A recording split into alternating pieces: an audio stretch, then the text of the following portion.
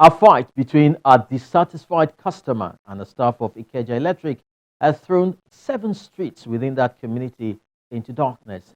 The management of Ikeja Electric claims responsibility for that, but a legal practitioner thinks there might be an infringement along the line.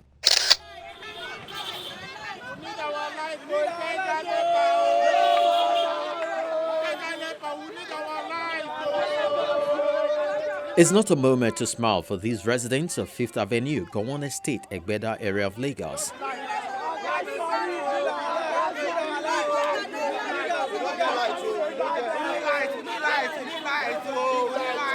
A blanket blackout has been placed on them by their electricity provider, Ikeja Electric, after a fight between a dissatisfied customer and the staff of the organization about a month ago, which is why they are protesting. We want light, yo, please, yo. I beg, we beg. We beg, yo. What happened was that I was just called to NEPA office that the issue of the NEPA that we thought is a simple thing. It's not a simple thing. That they said they fought with NEPA. I said, which community? They said our community. Then I went to one Mr. Williams. I met him. Even I assured him to come back, to come and restore the light, that the community will protect the NEPA officials. But he refused. Then we have to be taking steps. The director said that the issue has been escalated. It has gone to the management. It has gone to Alausa. Then we started to find way out of the problem. We communicated them. They were just tossing us around like a bad coin. And we've been in this situation for the past 4 weeks.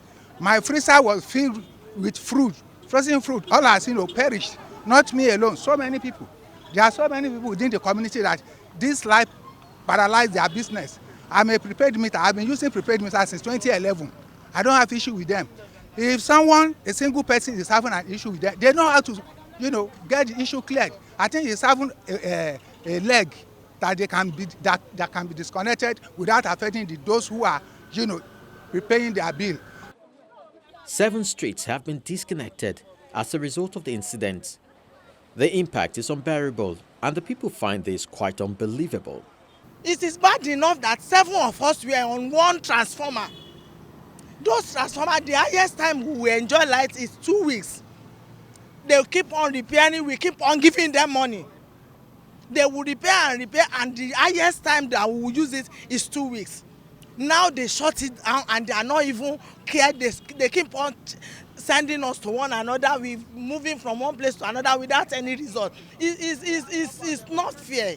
It's only in Nigeria that such thing can happen. I live there. I run my business there. I sell provision and food stock. And for complete 2 weeks plus now, I've not made 1,000 naira money. I can't sell mineral. Nobody will drink hot mineral. Nobody will drink hot pure water. And people that cook, that come and buy garri for my hand, put for freezer, they cannot cook again. They don't buy garri anymore.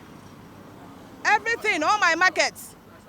Some will buy bread and keep for fridge for 2 days. They don't buy again. My market is just going down. I can't sell. It really affects me bad.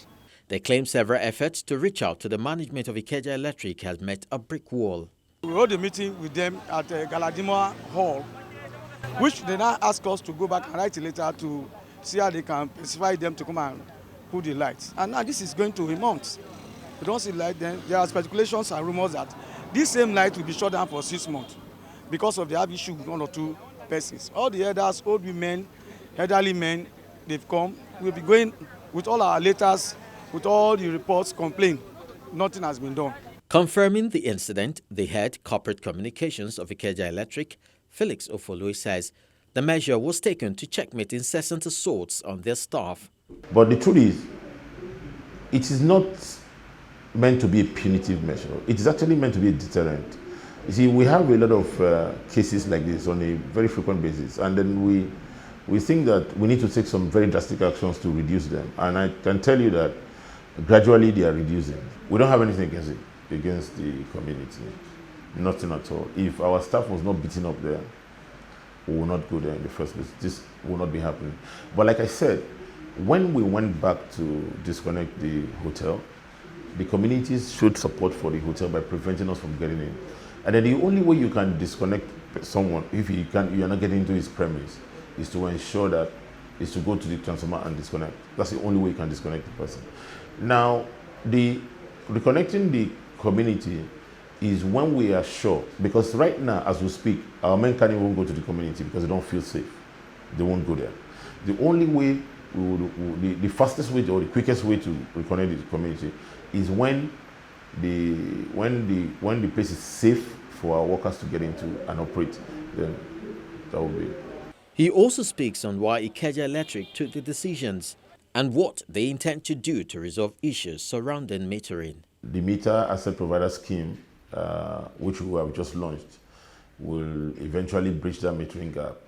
So I think it is important. Let me just encourage our customers to go to map.ikejaelectric.com, map.ikejaelectric.com to register. That's metered customers to register.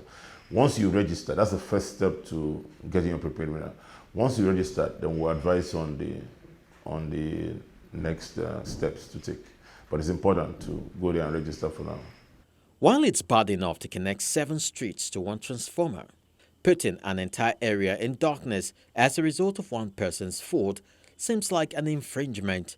This is according to a legal practitioner, Ayodele Oni. All the discos signed a performance agreement, and they had levels of aggregate technical, commercial, and collection losses they were to reduce. So many of them said 20%, and they had other obligations, metering obligations, obligations to supply equipment, because you can't fulfill your ATC and C, that's the aggregate technical, commercial, collection, which obligation you had set for yourself contractually with the BP and the federal government, who used to only own those distribution companies. And if you want to fulfill those obligations, then you need to supply sufficient equipment. That's only very logical.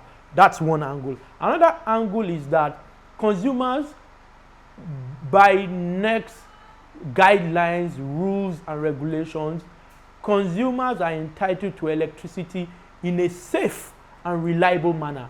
And I'm fairly certain that that transformer will be problematic. Then that means they don't have electricity in a reliable manner. Even safety comes to question in that circumstance. He also throws light on consumers' rights to better services. There are specific regulations by NERC. There's the NERC connection and disconnection regulations, which under, I think, regulations 5 and 6 say that you can't, or state that you can't, you state situations where you can disconnect a particular person's connection. You can de-energize a consumer, and those circumstances are spelled out clearly. And these include: 1, you must have billed that person and stated a date for payment. That date for payment must be at least 10 working days from the date of delivery of that bill. You must also have warned the consumer that that bill has remained unpaid. So those are circumstances where that's the process for you to then go on to disconnect. Otherwise, it shouldn't. And in the scenario you've painted, if one person is giving them a problem, you can then not disconnect everybody else, because there must be a reason why. You know, circumstances where you may disconnect in bulk, so to speak, or disconnect a lot of people at the same time, is when they've illegally connected to your system, or where there's a dangerous connection or something that affects the electricity system as a whole, your own distribution network as a whole. Other than those circumstances, what was done was wrong. At the moment, the 7 streets are still not connected and would probably have opted for a different service provider if they could. That's not an option with the current power distribution arrangement on the ground. Hopefully, the relevant authorities would intervene.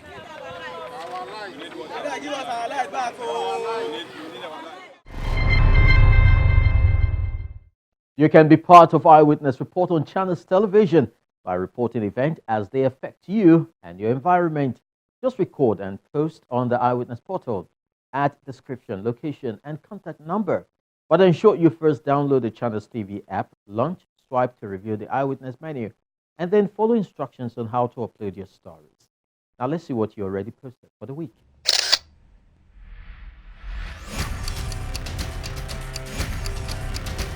Our first photo shows what residents of Ishawo in the Ikorodu area of Lagos whenever it rains. The roads are completely impassable, leading to stranded residents. Our eyewitness hopes the Lagos state government would help them put the nightmare behind them. He wants the road fixed. The next set of photos shows the dilapidated state of Pastor Adegboyega Memorial School in Ketu, Lagos. The roofs are blown off and the environment is in a poor state. Our eyewitness feels such a school should at least be given better attention so as to aid proper learning for the children. He wants the Lagos state government to reach out to them. The next set of photos shows the refuse dumps at various parts of the state. While the attention of lawma is being drawn to this development, our eyewitness is calling on Lagos residents to please stop the indiscriminate dumping of refuse in the state. He wants Lagosians to understand the implications of littering and soiling the environment. Those are your shots. Do keep them coming. Eyewitness Report makes our return same time next year. Till then, I'll keep my eyes on you. Bye-bye.